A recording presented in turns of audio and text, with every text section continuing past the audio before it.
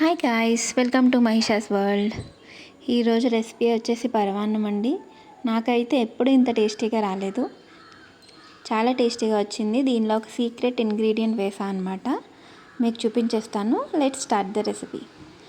First ఒక బౌల్లో బియ్యం వేసుకోండి.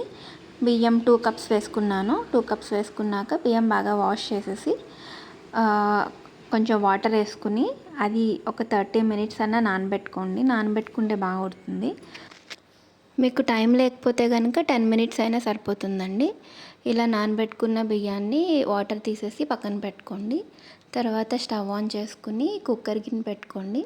దానిలో ఒక 2 టేబుల్ స్పూన్స్ ఆఫ్ గీ వేసుకోండి. గీ వేసుకున్నాక ఆల్మండ్స్ ఉంటాయి కదా, అవి లైట్గా క్రష్ చేసుకుని అందులో వేసాను. అది ఫ్లేవర్ కోసం అనమాట. తర్వాత మనం పక్కన పెట్టుకున్న బియ్యం ఉన్నాయి కదా, అవి వాటర్ మొత్తం తీసేసాక ఆ బియ్యాన్ని కూడా ఇందులో వేసుకుని లైట్గా రోస్ట్ చేసుకోండి. లైట్గా రోస్ట్ చేసుకుంటే ఫ్లేవర్ బియ్యానికి పడతాయి అన్నమాట. సో ఇలా రోస్ట్ చేసుకున్నాక ఒక 2 మినిట్స్ లో ఫ్లేమ్ మీద రోస్ట్ చేసుకోండి.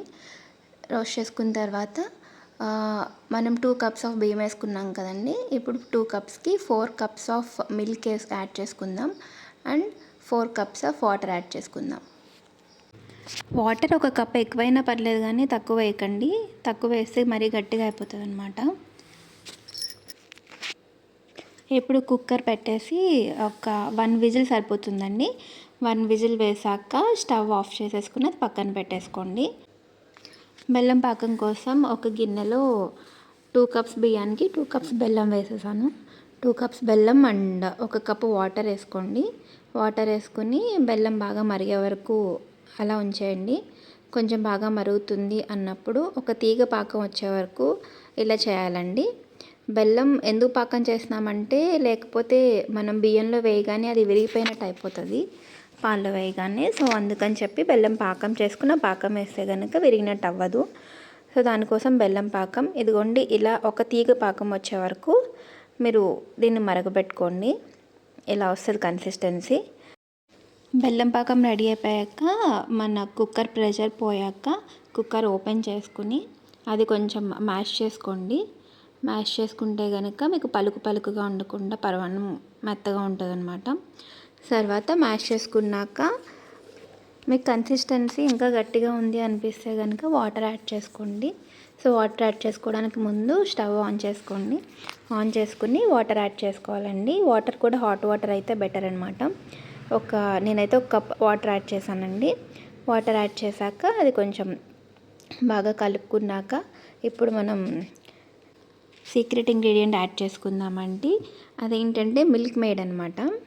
ఇది బయట మీకు బజార్లో దొరుకుతుంది. ఈ మిల్క్ మేడ్ వేయడం వల్ల పరమాన్నం చాలా టేస్టీగా ఉంటుందండి. ఇది 380 గ్రామ్స్ బాటిల్ అండి. నేనైతే హాఫ్ వేసాను, మీరు ఇంకొంచెం ఎక్కువ వేసుకున్నా పర్వాలేదు. సో మిల్క్ మేడ్ యాడ్ చేసుకున్నాక మీరు లో ఫ్లేమ్ పెట్టుకోవాలండి. లో ఫ్లేమ్ పెట్టుకుని ఒక 5 to 6 మినిట్స్ అలా లో ఫ్లేమ్లో వదిలేయండి. అది కుక్ అవుతూ ఉంటుంది అనమాట. ఇది మధ్య మధ్యలో కలుపుతూ ఉండండి.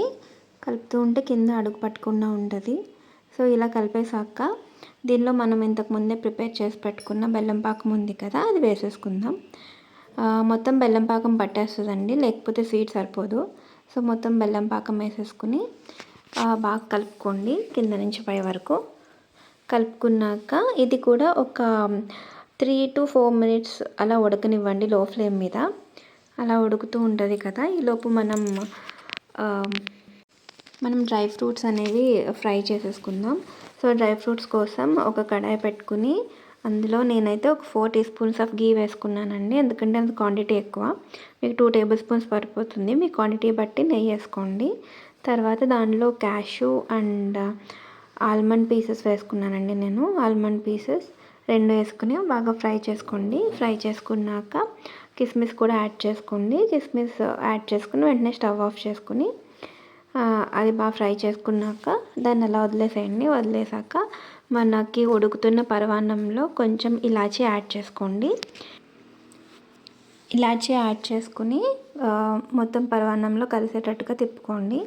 అలా తిప్పాక మనం ప్రిపేర్ చేసి పెట్టుకున్న డ్రై ఫ్రూట్స్ కూడా, ఫ్రై చేసిన డ్రై ఫ్రూట్స్ కూడా అందులో యాడ్ చేసేద్దామండి.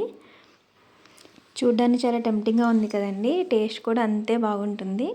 డ్రై ఫ్రూట్స్ కూడా యాడ్ చేశాక బాగా కలిపేసుకోండి. బాగా కలుపుకొని ఒక్క 1 మినిట్ ఉంచితే సరిపోతుందండి. ఈ ghee flavour and dry fruits flavour బాగా పడుతుంది పరమాన్నానికి. ఒక జస్ట్ 1 మినిట్ తిప్పేసుకుని ఇంకా స్టవ్ ఆఫ్ చేసేసుకోండి. అంతేనండి, పరమాన్నం అయితే రెడీ అయిపోయింది. మిల్క్ మేడ్ వేయడం వల్ల చాలా టేస్టీగా ఉందండి.